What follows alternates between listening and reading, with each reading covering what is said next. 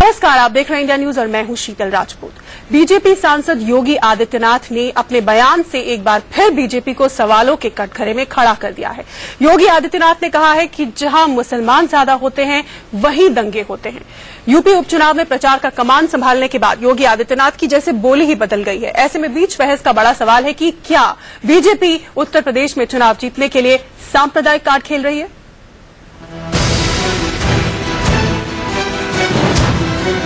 एक तथ्य जो सबके सामने है वो ये कि 10 से 20% की आबादी जहां मुस्लिम की है पूरे देश के अंदर या पूरी दुनिया के अंदर, वहां सांप्रदायिक झड़पें बहुत ज्यादा हैं। 20 से 35-40% तक मुस्लिम आबादी जहां पर है वहां भीषण सांप्रदायिक दंगे हैं, और 40% से 35 से 40% से ऊपर जहां मुस्लिम आबादी है वहां हिंदुओं को सामूहिक पलायन करने या गैर मुस्लिमों को सामूहिक पलायन करने या फिर सामूहिक नर से 35-40% तक मुस्लिम आबादी जहां पर है वहां भीषण सांप्रदायिक दंगे हैं, और 40% से 35 से 40% से ऊपर जहां मुस्लिम आबादी है वहां हिंदुओं को सामूहिक पलायन करने या गैर मुस्लिमों को सामूहिक पलायन करने या फिर सामूहिक नरसंहार उनका होता है। योगी आदित्यनाथ ने बयान दिया तो सियासी हलकों में हड़कंप मच गया। एक सुर में विरोधियों ने कहा बंटवारे की राजनीति ठीक नहीं। ये दुख का विषय है कि आज की हुकूमत, आज की सरकार ऐसे लोगों को खुली छूट दे रही है, बल्कि उनको प्रोत्साहित कर रही है जो हमारे समाज का विभाजन चाहते हैं और समझते हैं कि विभाजन से उनको फायदा होगा। जो राजनीति बंटवारे की है वो इस देश को कहां ले जाएगी, मैं इस पे इतना ही कह सकता हूं कि देश भर के अच्छे और ठीक सोचने वाले देश के बारे में वो सब लोग जो है वो चिंतित हैं, और ये ठीक बात नहीं है। मुस्लिम धर्मगुरुओं ने भी योगी के बयान पर सख्त ऐतराज जताया है। आज देश किस परिस्थिति में से गुजर रहा है, पूरी दुनिया किस परिस्थिति से गुजर रही है, हमें इनका ख्याल रखना चाहिए। एक जिम्मेदार व्यक्ति को कोई बयान देने से पहले 10 बार सोचना चाहिए। हालांकि बीजेपी ने योगी के बयान का कुछ हद तक बचाव किया। स्टडी का मटेरियल है, एकेडमिक स्टडी मैंने ये पढ़ाई नहीं की है, लेकिन जिन लोगों को आपत्ति है वो उसको पढ़ें फिर बात करें। बवाल मचने के बाद भी योगी आदित्यनाथ अपने बयान पर कायम हैं। योगी ने दावा किया कि उन्होंने जो कुछ कहा है ठोक बजाकर आंकड़े पेश किए हैं। हमें इस सच्चाई को स्वीकार करना पड़ेगा, और मुझे लगता है कि अगर हम इस सच्चाई को स्वीकार नहीं करेंगे तो हम जनता की आंखों में धूल झोंक रहे हैं, देश के खिलाफ गद्दारी कर रहे हैं। और ये अब तक का ट्रेंड पूरे दुनिया और देश के अंदर देखने को मिला है। दरअसल उत्तराखंड और एमपी के उपचुनाव में उम्मीद के मुताबिक कामयाबी न मिलने पर बीजेपी ने यूपी उपचुनाव का जिम्मा योगी पर डाला है। ऐसे में बीच बहस का बड़ा सवाल है कि क्या बीजेपी यूपी में चुनाव से पहले सांप्रदायिक कार्ड खेल रही है। Sushil Kumar, Gorakhpur, India news. तो योगी आदित्यनाथ के बयान की टाइमिंग जो है बड़े सवाल खड़े करती है, और इसी पर हमारी बहस है। हमारे साथ खास मेहमान जुड़ चुके हैं। हमारे साथ राजीव त्यागी, कांग्रेस प्रवक्ता स्टूडियो से जुड़े हुए हैं। अनिला सिंह, बीजेपी नेता हमारे साथ हैं। मौलाना सैयद कल्बे राशिद रिजवी, सदस्य all India personal law board, हमारे साथ स्टूडियो में मौजूद हैं। और साथ ही तारिक अनवर, समाजवादी पार्टी के नेता, लखनऊ से हमारे साथ इस वक्त स्टूडियो में जुड़ चुके हैं। सबसे पहला सवाल अनिला जी आपसे ही, ये जो बयान दिया है योगी आदित्यनाथ ने, क्या ये सही आप मानती हैं? और खासतौर से इसलिए क्योंकि 13 सितंबर को उपचुनाव है यूपी में, और कई बड़े सवाल खड़े होते हैं क्योंकि उन्हें जिम्मा दिया गया है इन चुनावों को हैंडल करने का। अगर आप गलत समझते हैं तो जांच करवा लीजिए। जो आंकड़े योगी जी ने कहा है, महाराज जी ने कहा है, अगर यहाँ की सरकार को लगता है वो गलत बयानबाजी कर रहे हैं तो उन्हें कटघरे में खड़ा कर लीजिए, जांच करवा लीजिए। दूध का दूध, पानी का पानी हो जाएगा। अगर नहीं करवा रहे हैं तो मैं खुद उनसे पूछती हूँ कि क्यों नहीं करवा रहे हैं। तो मतलब आपको लगता है कि ये ठीक कह रहे हैं? मौलाना साहब जी। शीतल जी, मैं यहाँ सिर्फ यही कहना चाहूंगा कि मेरे ख्याल से हिंदुस्तान मोहब्बत के नाम से जाना जाता है, हिंदुस्तान प्यार के नाम से जाना जाता है। नफरत की राजनीति न जाने कब पैदा हुई और कब परवान चढ़ी और कब बड़ी हो गई। मैं तो इतना जानता हूं कि हिंदुस्तान का मुसलमान जितना अमन पसंद है उतना कहीं का मुसलमान नहीं, वरना अलकायदा की लिस्ट में बहुत बड़े बड़े और लंबे नाम हो जाते। मैं जानता हूं कि हिंदुस्तान का मुसलमान जितना अमन पसंद है उतना किसी मुल्क का नहीं, वरना शायद लश्कर-ए-तोयबा की बड़ी लंबी लिस्ट हो जाती। मैं मानता हूं कि हिंदुस्तान का मुसलमान जितना मुल्क को चाहता है, शायद वो मक्के को भी इतना नहीं चाहता होगा हज करने के बाद जब वापस आता है, क्योंकि उसे याद रहता है कि पैगंबर ने कहा है हुब्बुल वतन मिनल ईमान, वतन की मोहब्बत ईमान का हिस्सा है। मैं मानता हूं कि अब जरूरत आन पड़ी है कि लोग खिदमत के जज्बे से सियासत करें, कम से कम नफरत के जज्बे से सियासत न करें। राजीव जी, ये जो हालिया नतीजे आए हैं, बिहार की बात करें, मध्य प्रदेश के, आपको लग रहा है कि ये डेस्परेशन का साइन है, इस तरह का बयान दिया जा रहा है? और अभी जैसे कि अनिला ने पूरी तरह सपोर्ट किया, अनिला जी ने, कि ये बिल्कुल सही है, इसकी जांच होनी चाहिए अगर उन्होंने गलत कहा है तो। शीतल जी 2 मिनट का समय दीजिएगा, मैं थोड़ा सा एक बहुत गंभीर बात कहना चाहूंगा। पहला विषय तो मैं रखूंगा कि अगर ये संविधान सम्मत बयान है तो इस बयान का स्वागत होना चाहिए, अगर संविधान सम्मत भारतीय जनता पार्टी मानती है। और अगर ये संविधान सम्मत नहीं है तो भारतीय जनता पार्टी के शीर्ष नेतृत्व को इस बयान की भरसक निंदा करनी चाहिए और साथ साथ योगी आदित्यनाथ जी पर कानूनी कार्रवाई होनी चाहिए, अगर ये संविधान सम्मत नहीं है। हमारा संविधान ये कहता है, देश का संविधान ये कहता है कि सभी वर्ग, सभी जाति, सभी धर्म के लोग बाग एक दूसरे से मिलजुल करके अपने अपने धर्मों की बात करके, उसकी इबादत करके स्वतंत्र रूप से रहने के लिए स्वतंत्र हैं हमारे देश में। लेकिन जिस तरह के बयान भारतीय जनता पार्टी की तरफ से आ रहे हैं तो वो चिंता का विषय नंबर 1। नंबर 2 में मैं कहना चाहूंगा, जिस तरह से योगी आदित्यनाथ कह रहे हैं, मैं एक प्रश्न पूछना चाहूंगा, क्या पूरे देश में करीब करीब 16 से 18% मुसलमान जनसंख्या है, उन मुसलमान लोगों का कोई एक मुस्लिम नेता बताएंगे जिसके कहने पे वो वोट करते हो, जिसके किसी भी आदेश पे वो उसकी तामील करते हो? मैं ये कहना चाहूंगा कि ना तो यहाँ का हिंदू ना यहाँ का मुसलमान कोई झगड़ा नहीं चाहता है। उसका कारण सिर्फ ये है कि 90% मुसलमान जो कन्वर्टेड मुसलमान है, उसकी पैदाइश और हिंदू की पैदाइश एक ही जगह से है, तो उसके भी खून में वही के नाम से अहिंसक तत्व है, मुसलमान के खून में वही सत्य है, वही सहिष्णुता है जो हिंदू के खून में है, क्योंकि वो कन्वर्टेड मुसलमान है, वो हिंदू से कन्वर्ट हुआ है। तो बहस जो जिस तरफ भारतीय जनता पार्टी लेना चाहती है, क्या भारतीय जनता पार्टी ये बताएगी कि हिंदुत्व ने या वैदिक धर्म के लोगों ने कब किस पर अटैक किया है? कभी भी अटैक नहीं हुआ है। मैं ये कहना चाहूंगा कि अगर सामंजस्य की बात करें हम लोग बाग, सहिष्णुता की बात करें हम लोग बाग, भारतीय होने की बात करें, तो निश्चित रूप से 21वीं सदी में हम लोग बाग रहनुमाई कर पाएंगे, आगे चल पाएंगे। मैं एक शेर से अपनी बात कहना चाहूंगा कि जिंदा लाशों से क्या बात करते हो, जमूरियत वक्त बर्बाद करते हो, जाति और धर्म के मसाइलों में मसरूफ तुम इससे उनसे 21वीं सदी की रहनुमाई की बात करते हो। अगर हम लड़ेंगे तो आपने वो सारी बातें कह दी जो योगी आदित्यनाथ जी कह रहे हैं। वो ये कह रहे हैं कि दानव और मानव, इन दोनों में हमें फर्क जानना चाहिए। अगर कोई दानव प्रवृत्ति का सामने है, चाहे वो हिंदू है चाहे वो मुसलमान है, उसको कुचला जाना चाहिए। अगर कोई मानव प्रवृत्ति का है तो उसका स्वागत करना चाहिए। बताइए इसमें उन्होंने क्या गलत कहा? क्या मैं जवाब देता हूं, इसका जवाब देता हूं। अगर धार्मिक प्रवृत्ति का है तो अपने ग्रंथ में कलम करने लगे।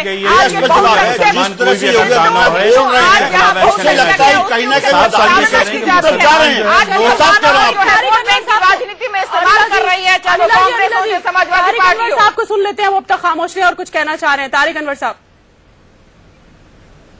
मुझे जवाब देने दीजिएगा। हाँ, मैं तारिक सिद्दीकी हूँ मैडम जी। और जी तारिक सिद्दीकी साहब, देखिए ये बड़ा राजनीति से प्रेरित बयान है। एक के बाद एक बयान जो योगी आदित्यनाथ जी का आ रहा है, इसमें पूरी भारतीय जनता पार्टी शामिल है। योगी आदित्यनाथ जी का इतिहास कहीं किसी से छुपा हुआ नहीं है। इनकी शुरुआत ही गोरखपुर में वो पंचरुकिया कांड से हुई है, जिसमें 302 के ये मुलजिम है और वहां एक मर्डर हुआ। इन्होंने उसको गाइड किया। रजा का जो आगजनी हुई उसमें इनका पूरा हाथ था। कृपया करके योगी साहब क्या है क्या नहीं है इसके बारे में ना बताएं, आप उनके बयान के बारे में। जी नहीं, उनको बोले ये आपका टाइम नहीं, उनका टाइम उन्होंने बोले जब आपका टाइम इस बैकग्राउंड मुझे आप बोलने दीजिए। देखिए मैंने आपको सुना बहुत कायदे से, आप अपनी बात, मैंने आपको बहुत कायदे से सुना है। अब आप मुझको बोलने दीजिए, आपका जब वक्त आएगा आप बोलिएगा। मैंने आपको सुना बहुत कायदे से। मेरा सिर्फ ये पॉइंट मैं ड्रा कर रहा हूं, योगी आदित्यनाथ जी का इतिहास बहुत क्लियर है। उनका विकास से कोई लेना देना है नहीं। गोरखपुर 15 साल में उनके नेतृत्व में खत्म हो गया। फर्टिलाइजर बंद, रेलवे बंद, सबका सब गड़बड़ है। ऐसे आदमी को आप चुनाव के कमान संभालने के लिए देते हैं तो प्राइम मिनिस्टर मोदी साहब का वो जो स्टैंड है कि हम इंक्लूसिव सोसाइटी में यकीन रखते हैं, हम डेवलपमेंट में यकीन रखते हैं, उसमें और इसमें कथनी और करनी में जमीन आसमान का फर्क है। हम इस बात को बताना चाह रहे हैं। ये बात बिल्कुल सही कही है किसी ने कि बुरी तरीके से जो आपको हार हो रही है उससे मोदी जी का जो हवा निकली है, घबराहट में आपने इनको कमान दे रखा है। तो बीजेपी से मैं सवाल पूछना चाहता हूं, क्या आपके पास कोई ऐसा लीडर नहीं है जो ये बहुत घिनौना, बहुत गंदी तरफ ये धर्मनिरपेक्ष ये जो हरकत है उससे यूपी में जो गड़बड़ माहौल पैदा किया जा रहा है, पूछना चाहती हूँ जनाब, आप मेरे सवाल का जवाब दे दें। उन्होंने ये कहा कि कोई भी किसी भी धर्म का कोई भी व्यक्ति हो, अगर वो दानव है तो उसके साथ वैसा ही व्यवहार करना चाहिए जैसे एक दानव के साथ किया जाता है। तो क्या उन्होंने कुछ गलत कहा?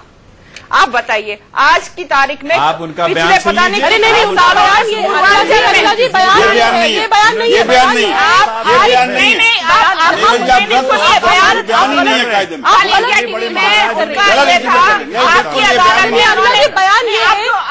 ये है कि दंगे, उनका ये कहना है कि दंगे वही होते हैं जहाँ पर मुस्लिम आबादी ज्यादा होती है। मैं उस पर भी जवाब देती हूँ, आप बताइए पूर्वांचल में क्या हिंदू मुस्लिम झगड़े होते हैं?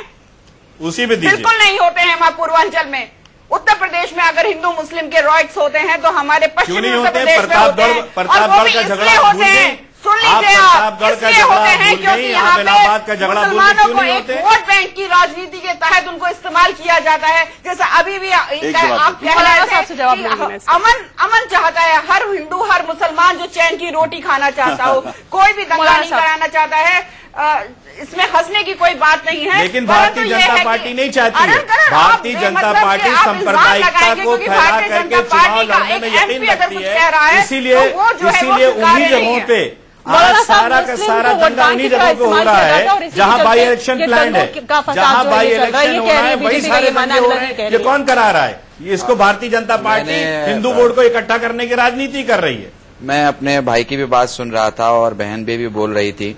मैं समझता हूं शीतल, ये वक्त नहीं है जहां हम एक पार्टी की आवाज उठाएं या दूसरी पार्टी अपनी तरफ से डिफेंस में कुछ कहे। ये वक्त है क्योंकि आपका चैनल पूरे मुल्क में देखा जा रहा है।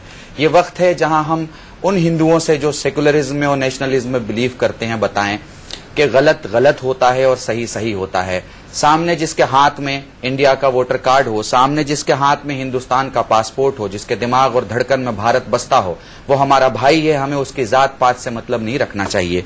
एक बात साफ है, साहिल के तमाशाई हर डूबने वाले को देखा तो किया करते हैं, इमदाद नहीं करते।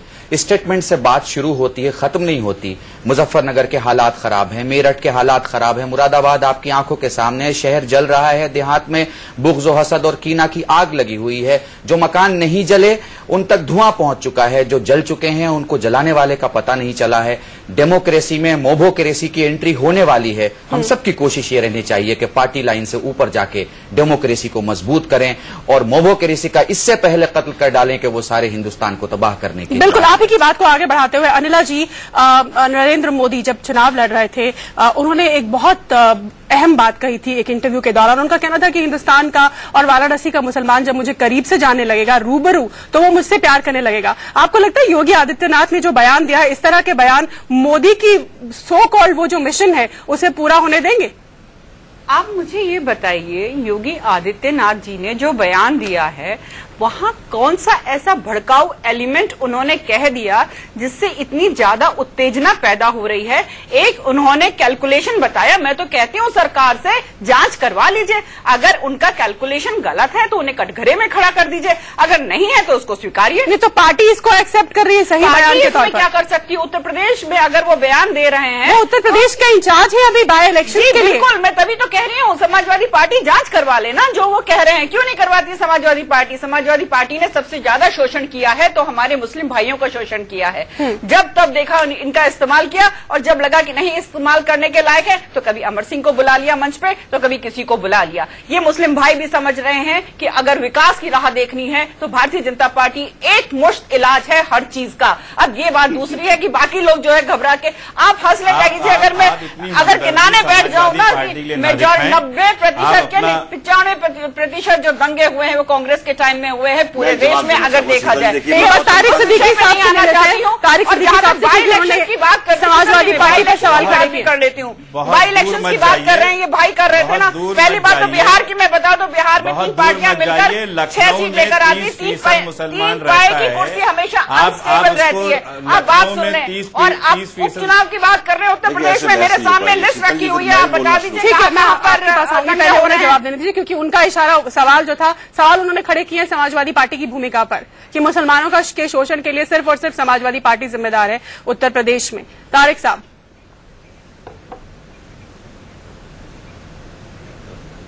मुसलमानों का मुद्दा इतना ज्यादा हमदर्दी तो हम इनसे नहीं एक्सपेक्ट करते हैं। समाजवादी पार्टी ने मुसलमानों का ख्याल हर लेवल पे किया है।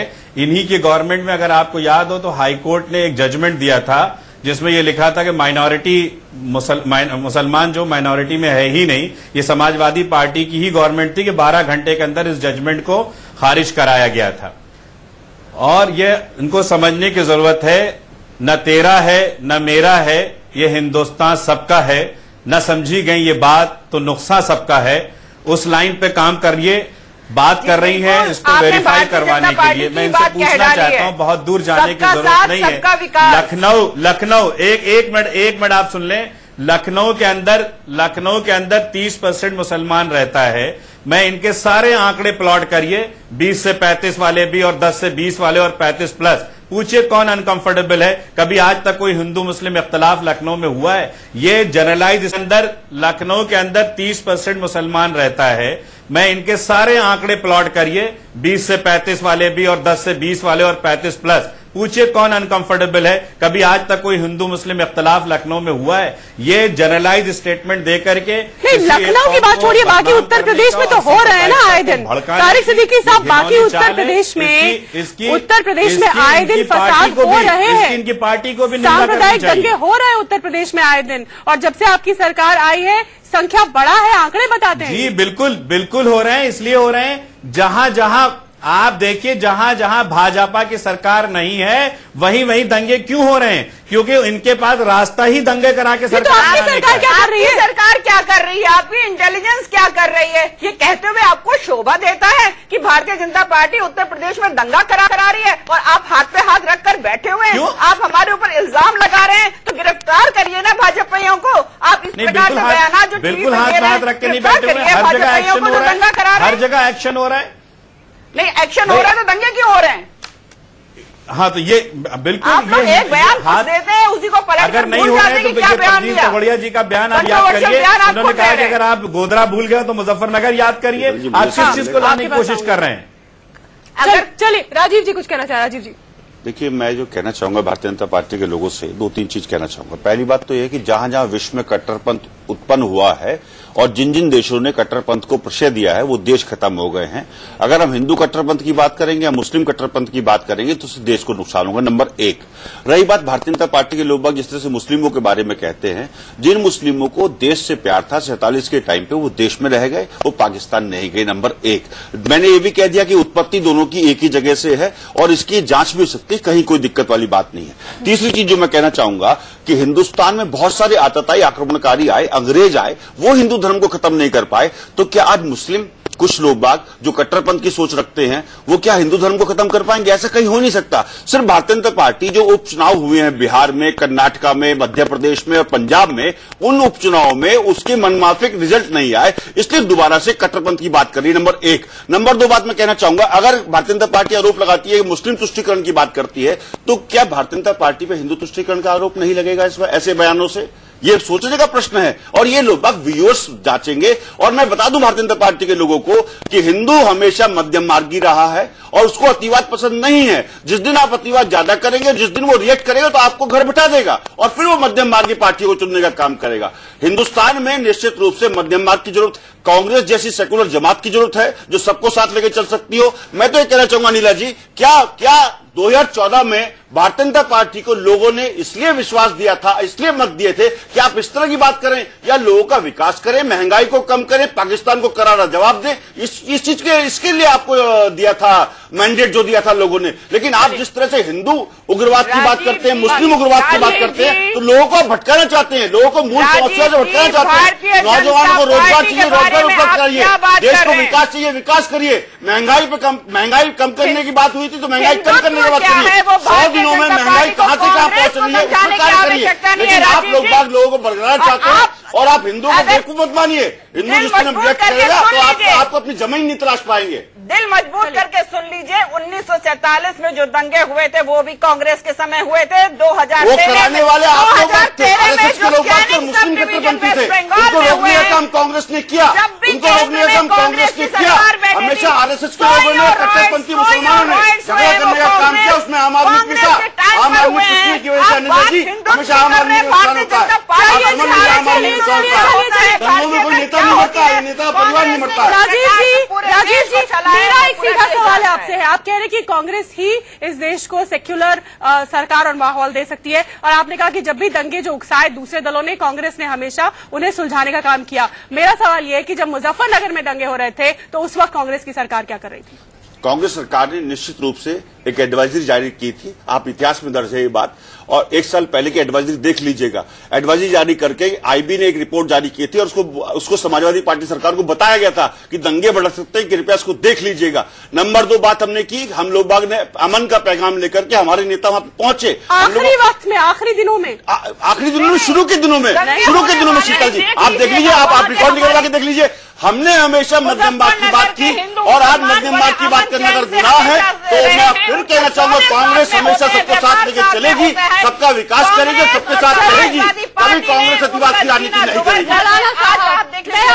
ये राजनीतिक मत बहुत हो गया। मौलाना साहब, आपको लगता है कोई भी राजनीतिक दल मुसलमानों के साथ या अल्पसंख्यकों के साथ न्याय कर पाया है, करता है इस देश में? नहीं, मैं पूछना चाहूंगा, क्या हिंदुओं के साथ न्याय करती है भारतीय जनता पार्टी? पहले मौलाना साहब, जो हिंदुओं का ठेका ले रही है, क्या कोई एक नेता बताए भारतीय जनता पार्टी के लोग बात कि उनका नेता कोई दंगों में मरा हो, दंगे के आरोपियों को सुरक्षा दे रही है? राजीव जी जवाब देने दीजिए। राजीव भाई हमारे बड़े बाइज्जत साथियों में से हैं और हमारी बहन भी अपनी बात रख रही थी। यहाँ बहुत सीधी बात शीतल जी ने पूछी है और इसका सिंपल सा जवाब मैं गांधी की जबान में दूं। जब अंग्रेज ने कहा था कि क्या मिल जाएगा आपको पाकिस्तान का हिस्सा अलग करके, तो अपनी लकड़ी के सहारे बूढ़े गांधी ने खड़े होकर कहा था, तुम अंग्रेज हो, तुम हुकूमत करना जानते हो, मोहब्बत करना नहीं जानते। पाकिस्तान को अलग करने के बाद भी मैं क्या करूं उस भारत का जिसमें 1 लाख रास्ते आज भी वो हैं जो मंदिर से शुरू होते हैं मस्जिद पे खत्म होते हैं, मस्जिद से शुरू होते हैं मंदिर पे खत्म होते हैं। क्या ही खूबसूरत हो इस मुल्क में जहां मंदिरों के ठेकेदार मस्जिदों की हिफाजत करें और मस्जिदों के ठेकेदार मंदिरों की। मैं सिर्फ इतना कहना चाहूंगा, इस भारत में मोहब्बत की कमी नहीं है, मगर किसी चीज को बिगाड़ने के लिए इतना ज्यादा जरूरत नहीं है किसी चीज को मिलाने की। मैं बहुत छोटी सी मिसाल दूंगा, 1 गिलास दूध के असर को खत्म करने के लिए नींबू के चंद कतरे काफी होते हैं। दोस्तों, ये वक्त तोड़ने का नहीं है, ये वक्त जोड़ने का है, क्योंकि हमारा मुल्क तरक्की के उस रास्ते में दौड़ रहा है। चलिए बिल्कुल मौलाना साहब, इसी मैसेज के साथ, इसी संदेश के साथ और इसी नोट पर बीच बहस में फिलहाल इतना ही। आप सभी का हमारे साथ जुड़ने के लिए धन्यवाद। लेकिन इंडिया न्यूज पर खबरों का सिलसिला जारी है।